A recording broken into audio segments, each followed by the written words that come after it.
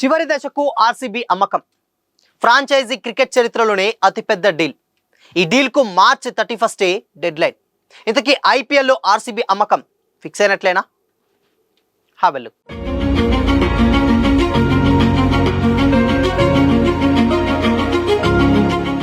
Hi hello, welcome to Disha TV sports.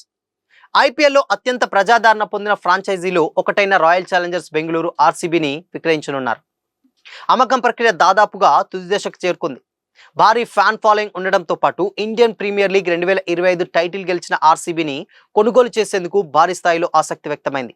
అయితే ఇద్దరు ప్రధాన కంటెండర్లు మాత్రమే తుది పోటీలో ఉన్నట్లు సమాచారం. స్వీడన్కు చెందిన ప్రైవేట్ ఈక్విటీ సంస్థ ఈక్విటీ ఫ్రేమ్జీ ఇన్వెస్ట్ భారీ బిడ్ వేసిందని కూడా సమాచారం.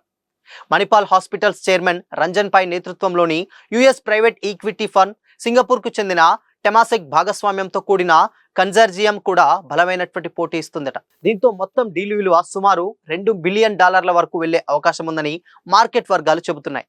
ఇప్పటికే గ్లేజర్ ఫ్యామిలీ నుంచి $1.8 బిలియన్ నాన్ బైండింగ్ ఆఫర్ వచ్చింది. అయితే ఆఖర్లో గ్లేజర్ ఫ్యామిలీ రేస్ నుంచి తప్పుకుంది. అలాగే కరోనా వ్యాక్సిన్ కోవిషీల్డ్ ను ఉత్పత్తి చేసినటువంటి serum institute CEO other Poonawalla కూడా ఈ డీల్ నుంచి వెనక్కి తగ్గినట్లు సమాచారం. ఇప్పటి వరకు వచ్చినటువంటి బిడ్లను పరిశీలిస్తే ఇది బిడ్జింగ్ వార్గా మారే అవకాశం ఉందని కూడా తెలుస్తుంది. ఆర్సీబీ అమ్మక ప్రక్రియ నిర్వహిస్తున్నటువంటి డయాగో గ్రూప్ మార్చ్ 31 డెడ్ లైన్ గా నిర్ణయించింది. ఇదిలా ఉంటే మరో ఐపీఎల్ ఫ్రాంచైజీ రాజస్థాన్ రాయల్స్ అమ్మకంపై కూడా ఆసక్తి పెరుగుతుంది. ఈ ఫ్రాంచైజీ కోసం ఇప్పటికే 3 బైండింగ్ బిడ్లు వచ్చినట్లు సమాచారం. ఇందులో ఆదిత్య బిర్లా గ్రూప్ ముందంజలో ఉందని మార్కెట్ వర్గాలు చెబుతున్నాయి. మొదట మెజారిటీ వాటాను మాత్రమే అమ్మాలని భావించినటువంటి రాజస్థాన్ యాజమాన్యం ఇప్పుడు పూర్తిగా విక్రయణానికి కూడా సిద్ధంగా ఉన్నట్లు తెలుస్తుంది. బిడ్ల విలువ 1.1 బిలియన్ నుంచి $1.35 బిలియన్ మధ్య ఉందని అంచనా. రాజస్థాన్ రాయల్స్ సేల్ డీల్ ను రాయట్ గ్రూప్ కూడా పర్యవేక్షిస్తుంది. ఇదే సంస్థ గతంలో ది 100 లీగ్ ఫ్రాంచైజీల అమ్మకాన్ని కూడా నిర్వహించింది. అలాగే ఆదిత్య బిర్లా గ్రూప్, అమెరికాకు చెందిన బిజినెస్ మ్యాన్ డేవిడ్ బిట్లర్ కలిసి కన్జారియంగా బిడ్ సమర్పించినట్లుగా కూడా సమాచారం. ఈ డీల్ కు కూడా మార్చి 31 డెడ్ లైన్ నిర్ణయించినట్లు తెలుస్తుంది. మొత్తంగా చూస్తే ఐపీఎల్ ఫ్రాంచైజీల విలువ భారీగా పెరుగుతున్నటువంటి నేపథ్యంలో ఆర్సీబీ అమ్మకం ఫ్రాంచైజీ క్రికెట్ చరిత్రలోనే అతిపెద్ద డీల్స్ లో ఒకటిగా నిలిచే అవకాశం ఉంది. అయితే ఇది ఎప్పటి నుంచో ఈ చర్చ దారికి తీస్తూనే ఉంది. బట్ ఇప్పుడు కొత్తగా తెర మీదకి రాజస్థాన్ రాయల్స్ కూడా వచ్చింది. అయితే రాజస్థాన్ రాయల్స్ కూడా మేజర్గా ఉన్నటువంటి కొద్ది మొత్తంలో అమ్మకానికి సిద్ధపడినట్లు తెలిసింది. కానీ ఇప్పుడున్నటువంటి పరిస్థితుల ప్రభావం వల్ల మొత్తానికే విక్రయించేటువంటి ప్లాన్లో ఉన్నట్లుగా కూడా తెలుస్తుంది. ఇప్పటికే మనందరికీ తెలుసు ఆర్సీబీకి ఉన్నటువంటి ఫ్యాన్ బేస్ ఏ రేంజ్లో ఉంటుందో. కంప్లీట్గా ఐపీఎల్ చరిత్రలోనే అతి ఎక్కువగా ఉండేటువంటి ఫ్యాన్ బేస్ ఏదైనా ఉంది అంటే అది ఆర్సీబీ. అది ఆబ్వియస్గా చాలా మంది యాక్సెప్ట్ చేయాల్సినటువంటి విషయం.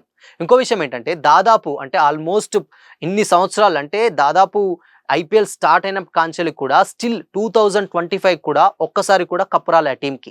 బట్ లాస్ట్ టైం అనూహ్యంగా రజత్ పటిదార్ కెప్టెన్సీలో డెఫినెట్గా ఆర్సీబీ ట్రోఫీ అయితే దక్కించుకుంది. అండ్ దాని తర్వాత ట్రోఫీ దక్కించుకున్నటువంటి తర్వాత అదే చిన్నస్వామి స్టేడియంలో వేడుకలు పెడితే అక్కడ మొత్తం తొక్కిసలాట జరిగి దాదాపు ఒక 10 నుంచి 13 మంది చనిపోవడం జరిగింది. అందుకోసమనే అండ్ మేజర్గా ఆ అన్నిటికి కూడా కొంచెం అప్పటికి ఏం చేశారంటే టీం అంటే దాంట్లో చిన్నస్వామి స్టేడియంలో మ్యాచెస్ పెడతారా పెట్టరా అన్నటువంటి డౌట్ చాలా రోజుల నుంచి ఉంది. బట్ అది రీసెంట్గా ఏదైతే ఉందో ఇప్పుడు కర్ణాటక ప్రభుత్వం దానికి గ్రీన్ సిగ్నల్ అయితే ఇవ్వడం జరిగింది.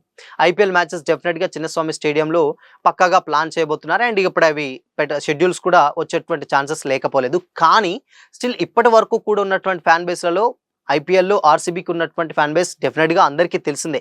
ఎందుకంటే దానికి major reason Virat Kohli Indian క్రికెట్కి ఎంత పెద్ద సేవలు అందించినా కానీ అవన్నీ పక్కన పెడితే ఐపీఎల్ వచ్చేసరికి కంప్లీట్గా చాలామంది ఈవెన్ వేరే ఏ స్టేట్స్ వాళ్ళైనా కావచ్చు, అటు ముంబై కావచ్చు, లేకపోతే హైదరాబాద్ కావచ్చు, లేకపోతే లక్నో కావచ్చు, అన్ని స్టేట్స్లలో విరాట్ కోహ్లీకి ఫ్యాన్ బేస్ ఉంటుంది. అందుకోసమనే ఎక్కువగా ఫ్యాన్ బేస్ ఉండేటువంటి ఛాన్సెస్ ఉంటుంది. అది బికాస్ ఆఫ్ ఓన్లీ విరాట్ అని కూడా చాలా మంది చెప్తూ ఉంటారు.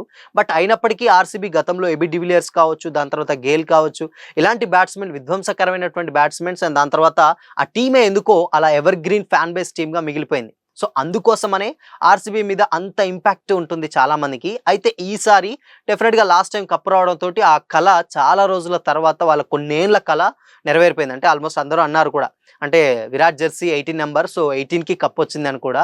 సో అలా రకరకాలైనటువంటి ట్రోల్స్ లేకపోతే విమర్శలు వీటన్నిటిని దాటుకొని ఫైనల్గా 2025 ఐపీఎల్లో కప్పు కొట్టింది పంజాబ్ మీద. సో ఫైనల్గా అటు పంజాబ్ గెలిచినా అదొక చరిత్రే. ఆబ్వియస్గా ఇంతవరకు పంజాబ్కి కూడా కప్పు లేదు. బట్ అది ఆర్సీబీ నెరవేర్చుకుంది. కానీ డెఫినెట్గా ఈ కప్ వచ్చిన తర్వాత ఇప్పుడు విక్రయించడం అనేది అతిపెద్ద చర్చగా మారింది. సో చూడాలి, మార్చ్ 31కి అయితే డెడ్ లైన్ అయితే విధించడం జరిగింది. ఇన్ కేస్ ఒకవేళ ఏదైనా జరిగి అదేదైనా అటు ఇటు అవుతుందా, లేదంటే అలానే ఉండిపోతుందా, ఏమైనా జరగవచ్చు. మార్చ్ 31 అంటే ఆల్మోస్ట్ ఇంకొక మేబీ 10 days ఆర్ 12 days ఏమో ఉంటాయి. సో ఆ 10-12 daysలలో ఏదైనా డిసైడ్ కావచ్చు, ఏదైనా జరగవచ్చు అని కూడా చాలా మంది క్రికెట్ వర్గాలు అయితే కామెంట్ చేస్తున్నారు. సో మరి ఆర్సీబీ విక్రయంపై మీ ఒపీనియన్ ఏంటి? కామెంట్ చేయండి.